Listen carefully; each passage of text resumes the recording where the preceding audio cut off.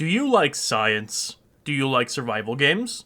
Do you like surviving against creatures ranging from sentient football to Goliath nightmare creature? Then congrats, you found the right video. Abiotic Factor is a sci-fi survival game where you must find your way out of what I can only describe to be Black Mesa if they had an SCP breach. This game is incredibly well thought out and put together for something that's in early access, and the fact that I never felt like I was playing an unfinished game during my playthrough is astounding given the track record of, you know, early access games. Though that sentence does present something I should immediately disclose. This game's in early access. This does mean that the review in particular is coming out at a point in the game's mid-development stage. As a matter of fact, this specific recording is right before the Christmas update. Why didn't I wait? Schedule conflicts. Also, I was just too jazzed to refrain from talking about the game any longer, so here you go. So, with that little detail out of the way, if you like what you see here today, consider hitting the like and subscribe button. Maybe even share this video with a friend or two. Or don't, I mean, you do you. I'm not your mom. And let's get right back to science. Abiotic Factor is genuinely a fascinatingly designed game because unlike other survival games, this game takes place on a set map. And I mean, there's other games that do this, but usually it's in like an island or some preset open space, but here it's a science facility with specific hallways and paths to get to certain areas.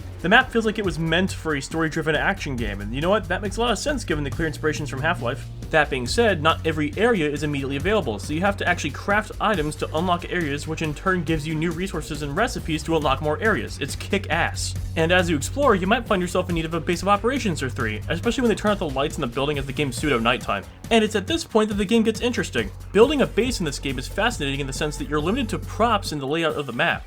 Unlike most of the survival games, you don't have limitless building, as you can't really just create walls or create new floors and stairs and stuff. All the things you can build with are specifically props and craftable props. So instead of building a gigantic impenetrable fortress, you have an apocalypse shelter made of desks and cement bags. Oddly enough, this makes building your base incredibly interesting and makes it feel a lot more like you're trying to get by in your situation more than trying to thrive perpetually. I mean, after all, you are trying to leave the facility, it's not like you're trying to live there. Actually, now that I think about it, it's a lot like when you build those houses in Gary's mod out of just furniture pieces. It's a lot like that, and I think it's kind of charming. Speaking of crafting props though, crafting in this game is handled pretty uniquely as well, where instead of you just innately knowing every recipe, you have to actually brainstorm the recipe to unlock it.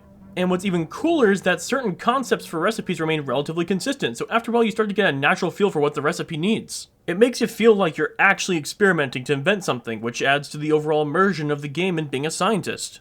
On top of which, as you gain skill levels for crafting, you start unlocking upgrades to upgrade the crafting bench, more on skill levels later. My personal favorite upgrade is the one that gives you access to all your nearby containers so you're not sitting there rummaging through your inventory to get crafting recipes done. The fact the station can be upgraded is so cool, and it's something I haven't outright seen in a survival game before. Usually you have to make like an advanced crafting table or some shit, or whatever the hell that means. So seeing the upgrade system in general feels very refreshing. And now we get to the skill levels, which level up based on certain tasks and conditions. Crafting levels off of quite literally what it's named after, construction levels off of placing down and installing furniture that requires screwdriver input, strength levels based on you walking around the heavy inventory, and reloading levels from you reloading a ranged weapon. Loads of skills, all of which with unlockable perks as you level them. On top of this system, you also have the character creation screen, where you can pick a class, perks, and debuffs to run the world with, so your individual playthroughs won't feel exactly the same, which I'd argue is pretty important for a survival game. The culmination of these systems and the progressive unlocking of the map makes this game's progression feel buttery smooth, and I'm a huge fan of it. Especially when unlocking a new area usually entails a new mechanic becoming available, like the tram or hazmat suits.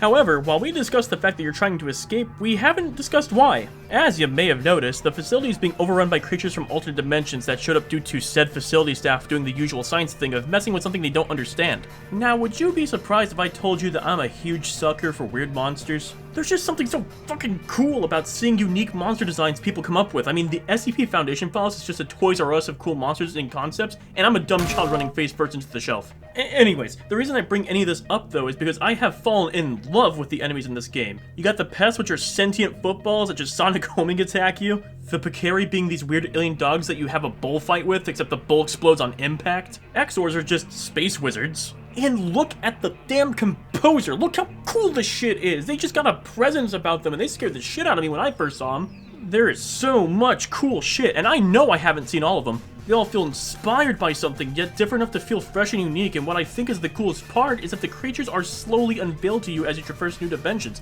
They aren't just thrown at you ham-fisted like, here's all 50 of them, have a nice day. But that being said, I've gone this long without talking about the dimensions, have I? Scattered around the game are these portals to other dimensions, each of which presenting a new creature and threat you'll have to face. While you'll start off with the pests and Picaris, you'll eventually unlock the Exors in the first dimensional portal, which houses this really pretty landscape that I'd live in if it weren't for being constantly radioactive. I mean, look at it, it's gorgeous. Very Chernobyl. Then once you find the second portal, you get put into Silent Hill, Detroit Edition, the home of the composers. Each of these dimensions kind of has a pseudo quest line, and once you complete them, the creatures are let loose in the facility, making it to where as you progress through the game gets harder. And can I just say, when I saw the Detroit fog roll into the facility, my heart legitimately skipped a beat. I wasn't expecting it. Just the sudden change from being able to see to going blind, knowing the composers were out there, is probably one of the scariest things I've ever experienced in a non-horror game. If you think it's great now, I saved the best for last. The game has fishing and a dookie meter. I'm not joking. You have to stop what you're doing to play a toilet minigame so you don't shit yourself. And I'm just saying, you know the rules, I know the rules. If it's got fishing or a goofy stat, it's a good game. It's a top tier game, worth every penny. Now, with the high praise I've provided, you might be thinking this game is flawless and has no issues whatsoever, which if you do think that, you clearly haven't played an early access title before. Is the game good? Yeah, great even. That being said, I'd like to talk about the things that I noticed while playing. Hey y'all, post-recording Bottom Dweller here. I'm just here to give you all a little bit of information. The Christmas update literally dropped as I was editing this video, so some of the complaints I might have are very much invalidated by some of the additions. So if there's something that I've noticed that was added in the Christmas update, I'm just gonna slap an image of the new change just right on there. My apologies, when I saw Christmas update, I was anticipating that it was releasing on Christmas and not literally December 6th. So, whoopsies. Anyways, enough of my rambling, back to the scheduled program. For starters, inventory management is a pain in the ass in this game. Inventory gets upgraded as you pick up backpacks around the map, and you can craft them at the start of the game once you find basic resources. However, despite this, the inventory gets cluttered ludicrously fast. Now, this may seem self-inflicted, and to some extent it obviously is. You could have just not picked up that bag of cement, but the problem is that so many important recipes require numerous different resources, all of which with a unique limit in how many you can stack, if the item even stacks at all. And I get not every item should stack. Obviously, you can't stack crowbars, but not having uniform stacking limits creates an extra level of inventory complication on top of the already existing weight limitations. I mean, how is it that I can only hold 5 bags of cement but I can hold way more metal scrap? I mean, to me that just doesn't make a whole lot of sense. Or, Too Long Didn't Listen, it's adding an extra level of inventory management nonsense when the inventory weight already does a fantastic job of that. Being over-encumbered already does a good job at preventing the player from carrying too much because it slows you down, prevents stamina regen, and you'll take more falling damage. It's enough of a limitation that the player has to keep that in consideration anyways. So in my opinion, you could just make it to where the stacks only apply to like storage crates and then just give no limit to the player as long as they can lift it themselves. Or alternatively, we can have all resources have a uniform stacking limit, though I think it might actually break the game in some instances, so maybe not that one. But I'm just shooting ideas here, I'm not a game dev. And hell, maybe it's just a me problem, maybe I'm the only one having this issue. But there's something I know that isn't just me, and it's the enemies respawning in the base. And to be excruciatingly clear, no, this is not me being confused about portal storms. I know they exist, I'm talking about legitimately respawning in my house. When you place a bed, your bed determines a set radius of what's considered your house. However, despite this detail, this means that bases even slightly larger than that radius can experience an issue. For example, pests spawning inside of props. Or a Picari deciding fuck this desk in particular. My issue isn't even being attacked, my issue is them randomly deciding that my furniture makes a good punching bag. I've lost so many desks to a monster attacking it for zero reason. It wasn't even in the way, it just does this. I know these two things seem kind of detached, but they're not when they're spawning in your house and then immediately breaking shit. So as a simple proposition, I'd say just make it to where the monsters won't attack props unless they see you directly hiding behind it, otherwise it ignores it and paths to you. Also, maybe consider buffing the safe space radius a bit for those of us who like to make a bit more roominess in their bases. Then lastly, this one being more of a suggestion than a complaint, it feels weird that we can't just flip props on their sides. Like, I got this whole desk, and in apocalypse movies, you see people barricade up windows with furniture on whatever side giving them more coverage, so why not let us just flip the furniture onto its sides to give us the ability to make a shitty pillow fort? I think it'd be fun. Make me look like some sort of rat bastard hoarder, like, yeah, some more chairs.